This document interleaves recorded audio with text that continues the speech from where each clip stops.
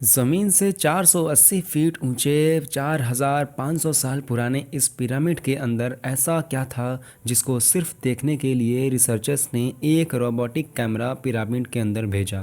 एक जगह आकर रोबोटिक कैमरा अब रुक गया था क्योंकि उसके सामने एक पत्थर का स्लैब था। रिसर्चर्स का मानना था कि इस स्लैब के पीछे ज़रूर कोई ऐसा राज छुपा है जो पिछले 4500 सालों से दफन है। ये राज इनको हर कीमत पर जानना था, इसलिए उन्होंने रोबोट के आगे एक ड्रिल मशीन लगाई जिसने उस पत्थर के स्लैब में बारीक छेद कर दिया।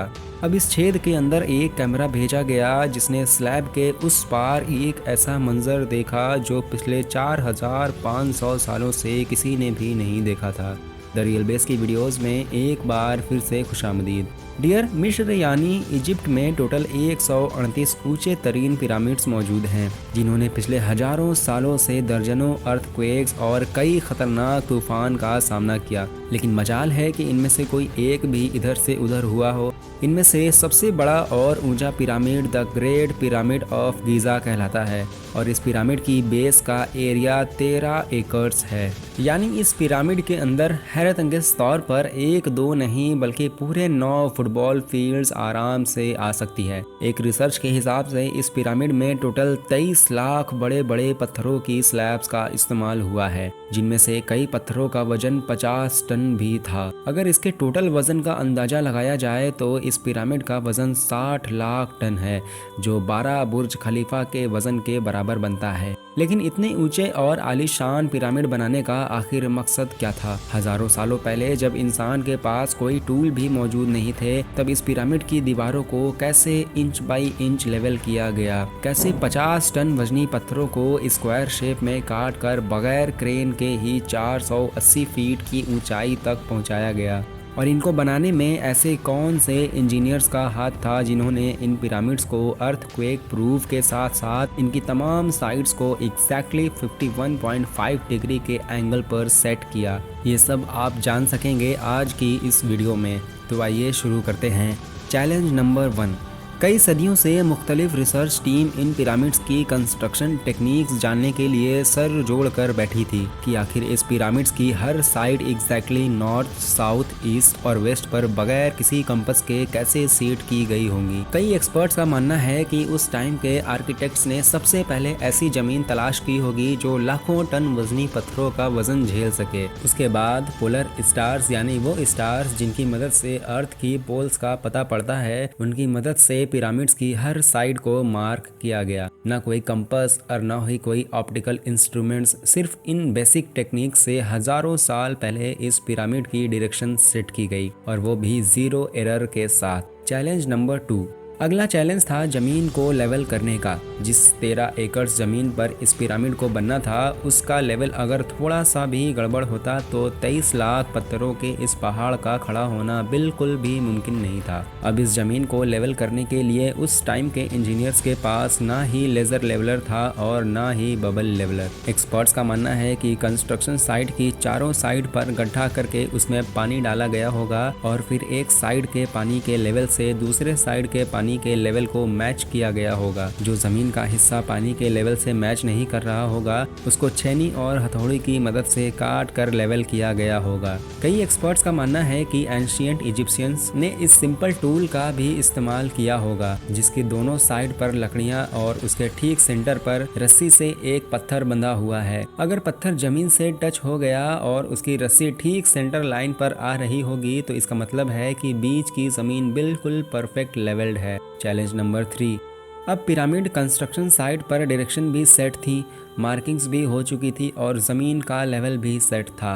अब बारी थी कंस्ट्रक्शन स्टार्ट करने की, जिसके लिए लाखों टन वजनी और बड़े बड़े पत्थर रिक्वायर्ड्स थे। लेकिन ये पत्थर काटने के लिए ना ही उनके पास ग्राइंडर थे और ना ही जैक हैमर, लेकिन फिर भी उन्होंने 50 टन वजनी पत्थर काटे भी और उनको स्क्वायर या रेक्टेंगल शेप भी दिया। लेकिन आखिर किसकी मदद से? जी हाँ, यही वो एकमात्र ऐसा टूल था जिसकी मदद से पत्थरों को काटा गया। एक्सपर्ट्स का मानना है कि पिरामिड्स की कंस्ट्रक्शन पे इस्तेमाल होने वाली छेनी सिर्फ कॉपर से ही नहीं बनी थी, क्योंकि उनको भी ये बात मालूम थी कि कॉपर नरम होता है और पत्थर नहीं काट सकता। इसलिए इसमें एक केमिकल आर्सेनिक भी शामिल किया गया था। कॉपर और आर्सेनिक से बनाई जाने वाली ये छेनी लकड़ियों के हथौड़ों से पत्थरों पर ठोकी जाती थी और कई घंटों की मेहनत के बाद बड़े बड़े पत्थर शेप में लाए जाते थे। Challenge number 4। अब क्योंकि ये खास किस्म का पत्थर जिसको आज लाइमस्टोन कहा जाता है, उसकी कटाई पिरामिड कंस्ट्रक्शन साइट से 250 किलोमीटर दूर टोरा के शहर में हो रही थी। अब मसला था कि ये पत्थर को गीज़ा तक ट्रांसपोर्ट करने का। ये एक पत्थर 50 टन यानी 50,000 किलो के बराबर था, जो तकरीबन 3 पैसेंजर बस के वजन के बराबर बनता है। और ऐसे 23 लाख पत्थर सिर्फ एक पिरामिड में इस्तेमाल होने थे। इतना वजन ट्रांसपोर्ट करने के लिए उस वक्त में ना ही कोई जानवर काम आ सकते थे और ना ही उनके पास ट्रक्स मौजूद थे। हत्ता कि अगर आजकल के दौर में भी ये काम करना पड़े तो ट्रांसपोर्ट कंपनीज को अच्छा खासा टफ टाइम फेस करना पड़ेगा। हैरत अंगेज तौर पर यह काम वर्कर्स और कश्तियों की मदद से किया गया। टोरा और गिजा के दरमियान मौजूद रिवर का फायदा उठाया गया और बड़ी बड़ी कश्तियों में पत्थर लाद कर पिरामिड साइट पर पहुंचाए गए। एक्सपर्ट्स का मानना है कि ये काम इतना आसान नहीं था। शिप्स में इतने बड़े बड़े पत्थर की लोडिंग और अनलोडिंग करने में कम से कम 500 लोगों की आर्मी एक ही वक्त में लगाई गई होगी।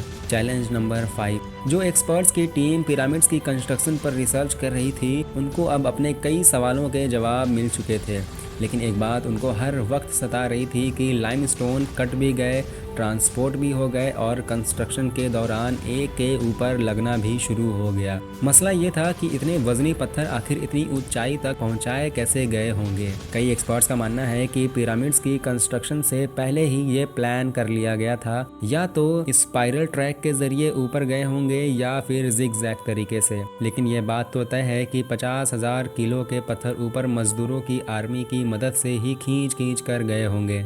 Challenge number 6। बात सिर्फ लाखों मजदूरों छेनी हथौड़े से लाइमस्टोन काटने और इतने बड़े पत्थरों को ट्रांसपोर्ट करने की ही नहीं थी। इन पिरामिड्स के अंदर कंपार्टमेंट्स और उनके अंदर जाने का रास्ता और कई छोटी छोटी सुरंगें भी बनाई गई थी। बाकी सब चीज़ें तो ठीक थी, लेकिन एक चीज़ एक्सपर्ट्स को हैरान कर गई और वो ये थी कि अंदर के कंपार्टमेंट्स में जो पत्थर इस्तेमाल हुआ था वो लाइमस्टोन नहीं बल्कि ग्रेनाइट था। ग्रेनाइट एक ऐसा पत्थर है जो डायमंड के बाद दुनिया का सबसे सख्त तरीन पत्थर माना जाता है। आजकल के मॉडर्न दौर में भी ग्रेनाइट बड़े बड़े ग्राइंडर्स की मदद के सिवा काटा ही नहीं जा सकता। दुनिया भर के कई आर्कियोलॉजिकल एक्सपर्ट्स को पिरामिड का विजिट भी करवाया गया, लेकिन किसी को भी इस बात का सुराग न मिल सका कि 4500 साल पहले इजिप्शियंस ने ग्रेनाइट जैसे ठोस पत्थर को इतनी सफाई से आखिर कैसे काटा था। आखिरकार कई सालों के बाद एक्सपर्ट्स ने इस मिस्ट्री को भी सॉल्व कर दिया। इजिप्शियंस ने ग्रेनाइट को इतनी सफाई में एक ऐसे आरे से काटा था जिसके दांत ही नहीं थे। बगैर दांतों वाले इस आरे के दोनों साइडों पर वजन डालकर इसको ग्रेनाइट पर चलाया जाता था और बीच में बजरी डाली जाती थी। एक्सपर्ट्स का मानना है कि इस तरीके से इतने बड़े पत्थर को काटने में 4 महीनों का वक्त लग जाता था।